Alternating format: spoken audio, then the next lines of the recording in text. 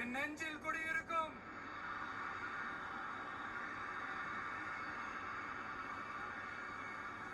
புதுச்சேரி மக்கள் உங்கள் அனைவருக்கும் என்னுடைய வணக்கம். வணக்கம் வணக்கம். எல்லாரும் எப்படி இருக்கீங்க?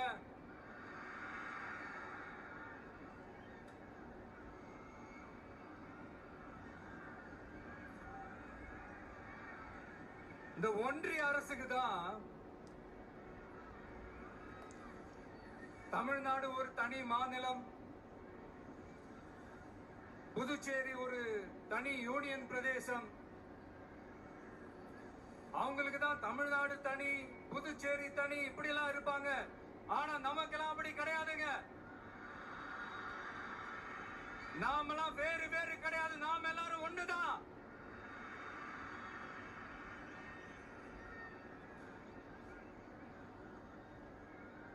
தமிழ்நாடும் புதுச்சேரியும் தனித்தனியாக இருந்தாலும் நாம் எல்லாரும் ஒண்ணுதான். நாம் எல்லாரும் சொந்தம் தான்.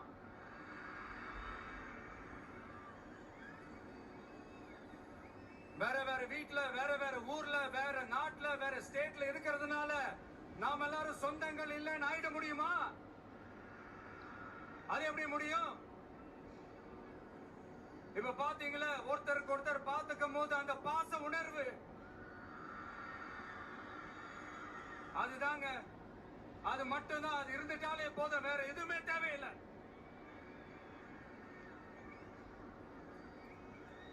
அதனால தமிழ்நாடு, புதுச்சேரி, கேரளா, கர்நாடகா, ஆந்திரா மட்டும் இல்ல, உலகத்துல எந்த மூலையில நம்ம வகைரா இருந்தாலும் அவங்க எல்லாருமே நம்மளோட உயிர் தான். அவங்க எல்லாருமே நம்மளோட உறவு தான்.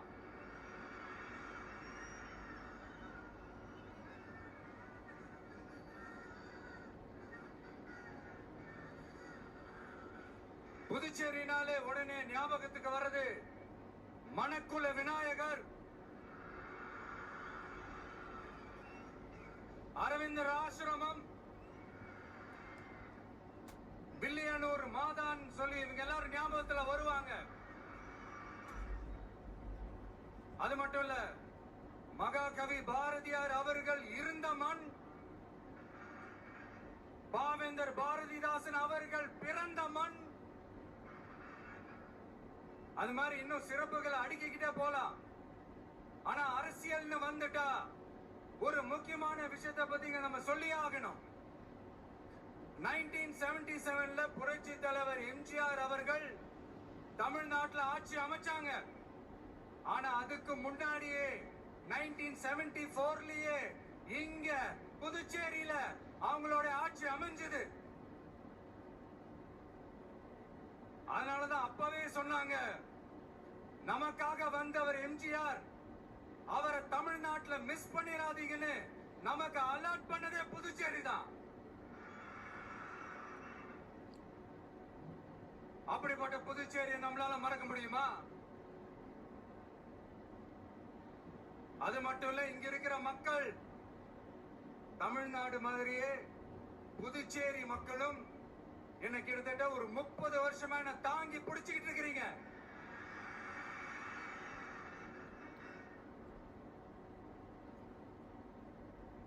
அதனால இந்த விஜய் தமிழ்நாட்டுக்கு மட்டும் தான் குரல் கொடுப்பான்னு நினைக்காதீங்க. அப்படி பண்ணாத தவறு புதுச்சேரி மக்களுக்கும் சேர்த்து தான் குரல் கொடுப்பான். அது என்னுடைய கடமையும் கூட. அதனாலதான் இங்க நீங்க ஃபேஸ் பண்ற பிரச்சனைகளை பத்தி இன்னைக்கு நான் பேசுறதுக்காக வந்திருக்கிறேன். அது மட்டும் இல்ல, இந்த புதுச்சேரி கவர்மெண்ட்டை பத்தி நாம சொல்லியே ஆகணும். இது டெஃபினட்டா தமிழ்நாட்டுல இருக்கிற மாதிரி நம்ம திமுக கவர்மெண்ட் மாதிரி கிடையவே கிடையாது. ஏன்னா வேற ஒரு அரசியல் கட்சி நடத்துற நிகழ்ச்சியாகவே இருந்தாலும் அந்த நிகழ்ச்சிக்கு தன்னெழுச்சியா வர நம்ம மக்களுக்கு பாதுகாப்பு கொடுத்து பாரபட்சமே காட்டாம இந்த கவர்மெண்ட் நடந்துகிட்டு இருக்கிறாங்க. அப்படிப்பட்ட இந்த புதுச்சேரி கவர்மெண்ட்டுக்கும் நம்ம புதுச்சேரி சிஎம் சார் அவர்களுக்கும் இந்த நேரத்தில் என்னுடைய மனப்பூர்வமான நன்றிகளை தெரிவிச்சுக்கிறேன். இத பார்த்தாவது தமிழ்நாட்டில் இருக்கிற அந்த திமுக கவர்மெண்ட் கத்துக்கிட்டா நல்லா இருக்கும்.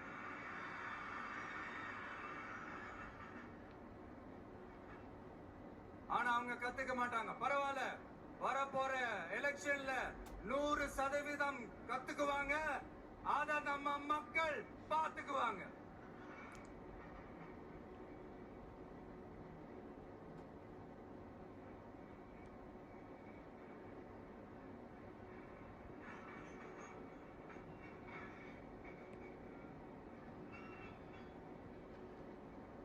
புதுச்சேரியில் இருக்கிற கவர்மெண்டோட கூட்டணி ஆட்சியில இருந்தாலும் புதுச்சேரி ஒன்றிய அரசு எதிலையுமே கண்டுக்கல் என்றது புதுச்சேரி மக்களான உங்களுக்கு நல்லாவே தெரியும்.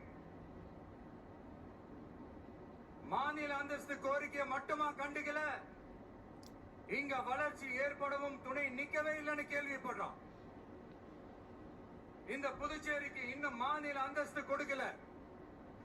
மாநில அந்தஸ்து வேணும்னு கேட்டு பல முறை சட்டசபையில தீர்மானம் போட்டு ஒன்றிய அரசுக்கு அனுப்பி வச்சுக்கிட்டே இருக்கிறாங்க. இந்த வருஷம் கூட மார்ச் மாசம் 27ஆம் தேதி 2025 அன்னைக்கு ஒரு தீர்மானம் போட்டாங்க. அது மாநில அந்தஸ்து வேணும்னு கேட்டு ஒன்றிய அரசுக்கு அனுப்புற 16வது தீர்மானம். புதுச்சேரி காரைக்கால் பகுதிகளில் மூடப்பட்ட 5 மில்கள், பல்வேறு தொழிற்சாலைகளை மீண்டும் திறக்கிறதுக்கு இதுவரைக்கும் ஒரு துரும்ப கூட கிள்ளி போடல. பல்லாயிரக்கணக்கான இளைஞர்களோட வேலை வாய்ப்புக்காக எதுவுமே செய்யல.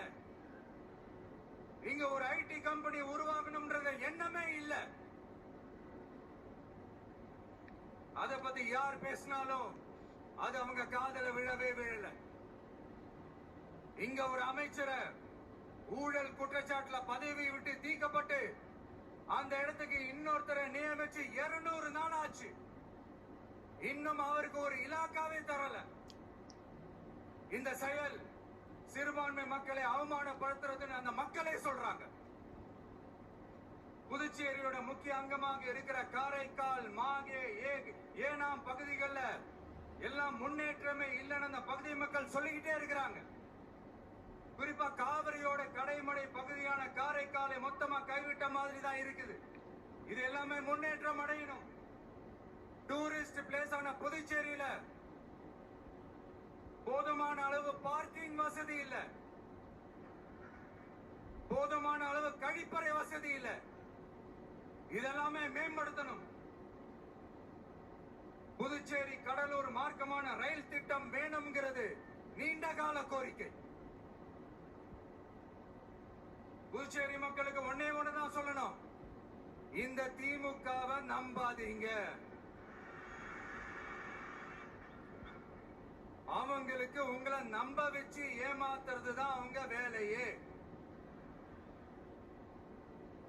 நான் சொன்ன பல கோரிக்கைகளை எல்லாம் தீர்த்து வைக்கிறதுக்கு நம்ம புதுச்சேரி கவர்மெண்ட்டுக்கும் அதோட மக்கள் திட்டங்களுக்கும் ரொம்ப அக்கறையா உண்மையா துணை நிக்கிறோம். தமிழ்நாட்டை ஒதுக்குற மாதிரி புதுச்சேரியும் ஒதுக்க கூடாதுன்னு நாங்க கேட்டுக்கிறோம். கிட்டத்தட்ட 20 லட்சம் பேர் வாழ்ற யூனியன் பிரதேசமான புதுச்சேரி மத்திய நிதி குழுவில் இடம்பெறவில்லை. அதனால் மாநிலங்களுக்கான நிதி பகிர்தல் அடிப்படையிலும் யூனியன் பிரதேசங்களுக்கான நிதி பகிர்தல் அடிப்படையிலும் புதுச்சேரிக்கு நிதி ஒதுக்கப்படுவதில்லை.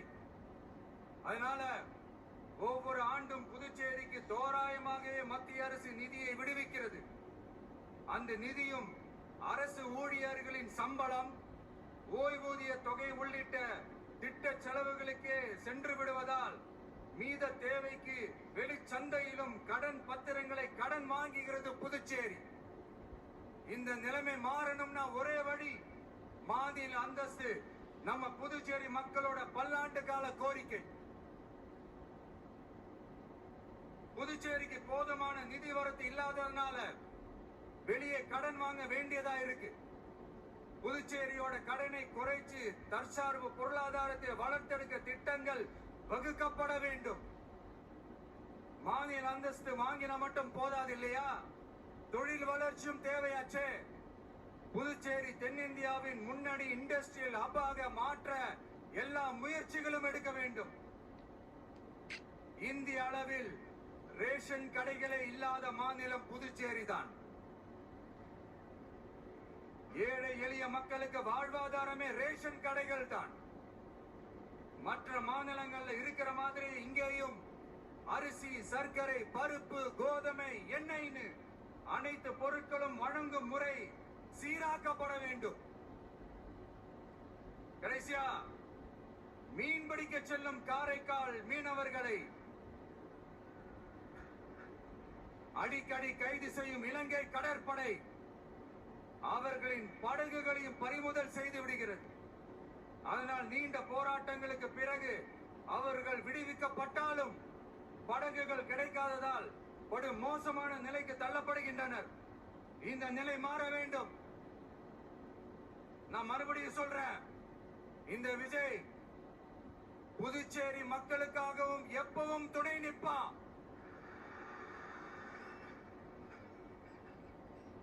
வரப்போற புதுச்சேரி தேர்தல் களத்துல நம்மளுடைய தமிழக வெற்றி கழகத்தின் கொடி பட்டொளி வீசி பறக்கும். கான்பிடென்டா இருங்க, நல்லதே நடக்கும். வெற்றி நிச்சயம். மீண்டும் சந்திக்கும் வரை நன்றி, வணக்கம்.